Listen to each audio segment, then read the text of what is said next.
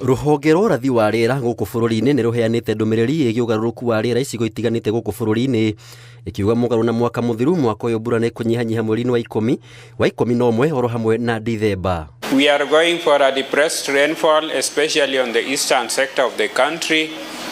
because of the effect of Indian Ocean dipole that we've said is on the negative phase, and that will impact negatively on our climate information towards the eastern sector. Kũringana na riboti ĩrĩa ĩrekereirio yonanĩtie mbura gĩtarũ-inĩ kĩa irathĩro rĩa bũrũri makĩria kaunti-inĩ cia Busia, Bungoma, Vihiga na Kakamega ĩgũthiĩ na mbere kuura mweri-inĩ ũyũ tũrĩ wa kenda ĩnyihĩre kiumia-inĩ gĩa gatatũ na gĩa kana mweri-inĩ wa Dithemba. Comparing the last season, that is October to December, or coming closer the last March to May season,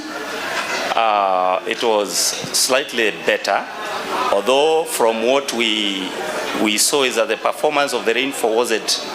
that good across many places. Nakuo gĩtarũ-inĩ gĩa gatagatĩ gũgũkorwo na mbura nini kwanjĩrĩria kiumia gĩa gatatũ na gĩa kana mweri-inĩ wa ikũmi makĩria kaunti-inĩ cia Kirinyaga, Nyeri, Murang'a, Nyandarua, Meru, Embu na Tharaka Nithi ĩnyihĩre kwanjĩrĩria kiumia gĩa gatatũ nginyagia kiumia gĩa kana mweri-inĩ wa Dithemba. For this particular season, you can see that much of the country is expected to get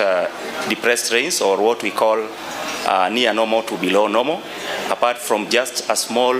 portion of the country that is in the western parts of the country and the highlands east, and going all the way to northwestern Kenya, that is the Turkana County, Samburu and the like. We have our team at the counties that will also downscale this forecast based on the regions, because the forecast affect the country differently based on the region or the county that you are in. Ngĩribotera Inooro TV, njĩtagwo Maina wa Kĩhara.